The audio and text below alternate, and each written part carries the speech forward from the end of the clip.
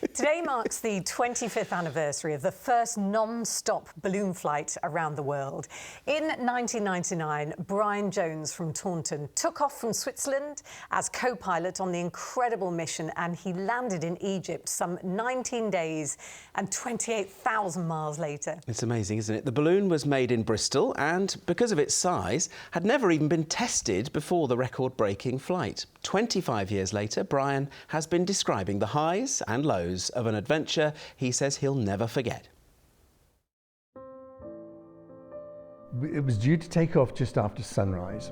I was sort of really nervous, a little bit scared, but elated too, because this is the ultimate flight that one could do in a balloon, and I was part of it. I just remember arriving at the launch site and this huge, beautiful silver shimmering balloon was sitting on the launch site with all these lights sort of shining on the site. It was 56 meters tall, this thing, and it was just enormous. The Breitling Orbiter 3 stands as high as the Tower of Pisa and has a canopy holding the equivalent of 7 Olympic swimming pools full of helium and hot air.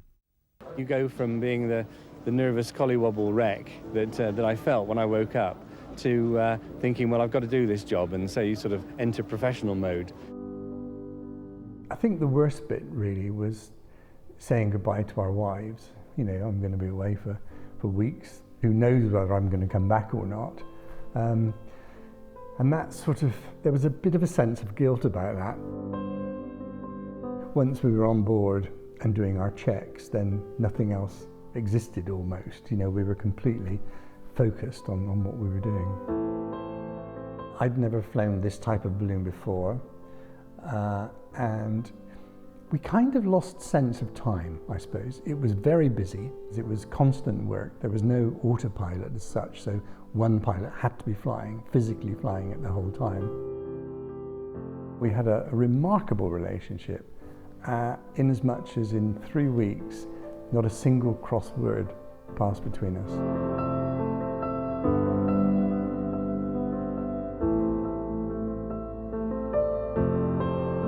There were two times, I suppose, when we came close to not making it at all. I mean, I'm talking about dying.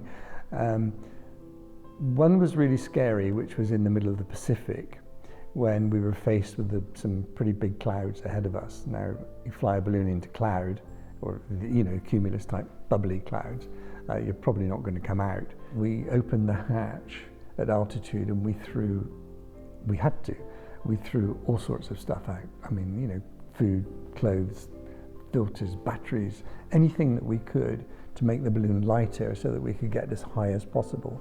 And we managed just to get over the top of these things. We reached the coast of Mexico. We were quite excited.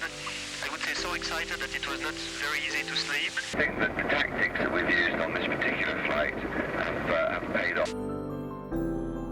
Well, when we crossed the finish line, which was in Mauritania, we were elated, of course. And we were stood in the capsule and we were looking at the GPS, and as we crossed the line, we knew we'd done it. And so we hugged each other, and you know, it was just fabulous. And once we'd done it, our control team said, look, you know, we'd rather you didn't land if you can avoid it, because you're over Mauritania and that's not great. Do you think you could make Egypt?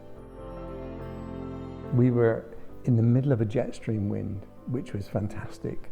And I just know that in our log, we were logging the speed, and it was 130 something knots, which is nearly 160 miles an hour.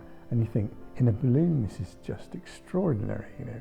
And then we got to Egypt, and we had to land, and the landing was exciting, let's say. I had no idea what kind of media reaction there was, but it was quite extraordinary. When the two pilots finally emerged, the crowds literally erupted with delight. Their heroes had returned victorious. One of the first in the queue to welcome Brian Jones back was his wife, Joanna.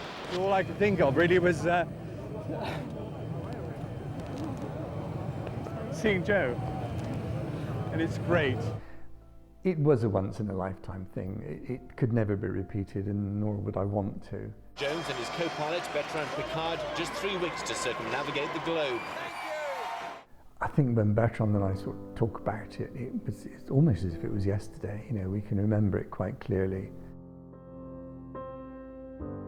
I just look back on it with a huge amount of satisfaction and pride and thankfulness. Brian Jones speaking to us there. Wow, what a fantastic story. If And he's a anyone great could do storyteller, it, isn't he? It's Brian, yeah. It's incredible, isn't it? That was a really beautiful report as well from Victoria. Really lovely.